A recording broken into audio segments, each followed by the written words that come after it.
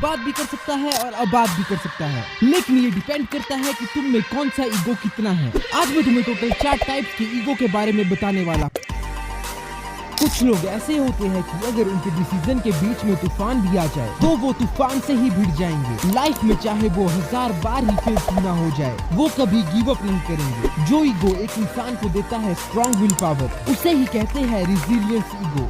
ये ईगो कभी किसी को आसानी से गिव अप नहीं करने देता। जिन लोगों का रिजिलियंस ईगो हाई होता है वो अपने नेगेटिव इमोशंस की वजह से गलत डिसीजन नहीं ले लेते। फॉर एग्जाम्पल, अगर किसी के पास एक बड़ा गोल है और उस गोल को अचीव करने के बीच में एक प्रॉब्लम आ जाए तो वो डर के मारे गिव अप नहीं कर देंगे। वो उस प्रॉब्लम का सॉल्यूशन ढूंढ के उस प्रॉब्लम को ही रास्ते से हटा देंगे और फिर अपने गोल तक पहुंचेंगे।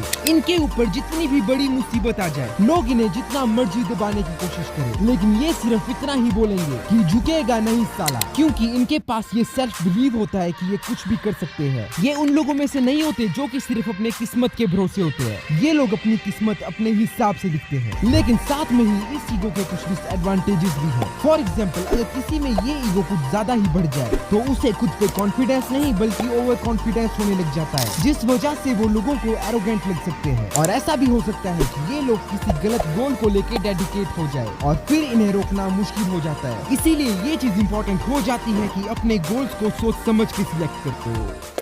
डिफेंसिव ईगो वाले लोग बहुत ही सेंसिटिव होते हैं खुद की सेल्फ इमेज को लेके, और कोई भी इनके बारे में कुछ बुरा बोल दे तो वो बात उनको सुई की तरह चुभ जाती है। इनको तुम इनकी मिस्टेक के लिए टोको और फिर देखो तुम्हें रॉन्ग प्रूफ करने के लिए कैसे सिर से एड़ी तक का जोर लगा देंगे। भले ही ये लोग अंदर से वीक हो, लेकिन खुद को स्ट्रॉन्ग दिखाने के लिए ये अपना 56 इंच का सीना नकली हवा से फुला लेंगे। चाहे इन्होंने आज तक लाइफ में कोई बड़े तीर ना मारे हो, फिर भी ये चाहेंगे कि तुम इनकी रिस्पेक्ट करते रहो और तारीफें करते रहो। ये खुद की गलती बिल्कुल भी नहीं मानते, जिस वजह से इनको प्रॉब्लम आती है खुद को इम्प्रूव करने में। लेकिन अगर ये ईगो कंट्रोल्ड मैनर में रहे तो ये फायदेमंद भी साबित हो सकता है, क्योंकि इस ईगो की वजह से तुम कभी डरते नहीं हो खुद के लिए स्टैंड लेने से। इस दुनिया में लोग तुम्हें दबाने की पूरी कोशिश करते हैं, इसीलिए तुम्हें खुद के लिए स्टैंड लेना चाहिए। और इस डिफेंसिव ईगो में ये जो चुल मचती है ना खुद को स्ट्रॉन्ग दिखाने की, ये चुल एक इंसान को मोटिवेट कर सकती है सेल्फ इंप्रूवमेंट के लिए। इसीलिए ये ईगो कंट्रोल्ड मैनर में ही होना चाहिए।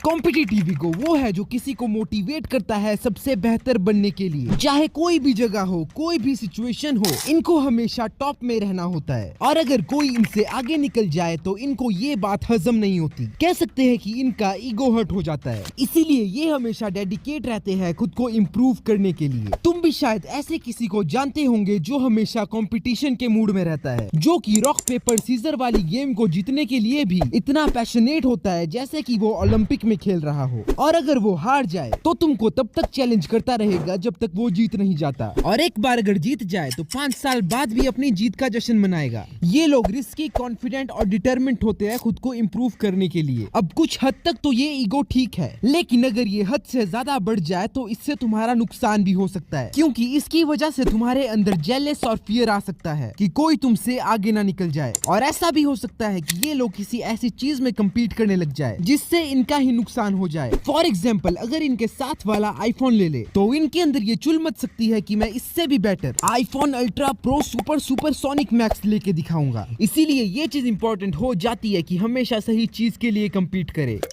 अब इस ईगो की वजह से एक इंसान खुद को सुप्रीम किंग समझने लग जाता है। भले ही उसने अपनी लाइफ में कुछ बड़ा उखाड़ा ना हो, फिर भी उसकी इमेजिनेशन में वो पूरी दुनिया का पापा है। इस ईगो की वजह से इंसान को लगने लगता है कि वो गलत हो ही नहीं सकता। अगर ये कहे कि दुनिया गोल है तो दुनिया गोल है, और अगर ये कहे दुनिया चपटी है तो मतलब दुनिया चपटी है। और इनको इस चीज के ऊपर टोकने का भी कोई फायदा नहीं, क्योंकि ये लोग अपनी गलती तो मानते नहीं, उल्टा तुम्हें ही बेवकूफ साबित कर देंगे। ये चाहते हैं कि हमेशा इनके हिसाब से ही चीजें चले, क्योंकि ये लोग सामने वाले को खुद से कम समझते हैं और दूसरों को अंडर एस्टिमेट करते हैं। और इनका यही ओवर कॉन्फिडेंस रीजन भी बनता है इनकी हार का। इनका ईगो इन्हें कुछ समय के लिए तो किंग वाली फीलिंग दे सकता है, लेकिन लॉन्ग टर्म में यही चीज रीजन बनती है इनके फेलियर का। लेकिन अगर किसी में ये ईगो एकदम कंट्रोल्ड मैनर में है तो इसकी वजह से उनका फायदा भी हो सकता है, जैसे कि इनको आसानी से कोई खुद के लिए डिमोटिवेट नहीं कर सकता और ना ही इनको कोई आसानी से कंट्रोल कर सकता है। और साथ ही इनका अनशेकेबल कॉन्फिडेंस भी इन्हें हेल्प कर सकता है लाइफ में ग्रो करने के लिए। और इसके अलावा ये ज्यादा डरते नहीं है चैलेंजेस से, और यही चीज इनके लिए फायदेमंद भी साबित हो सकती है।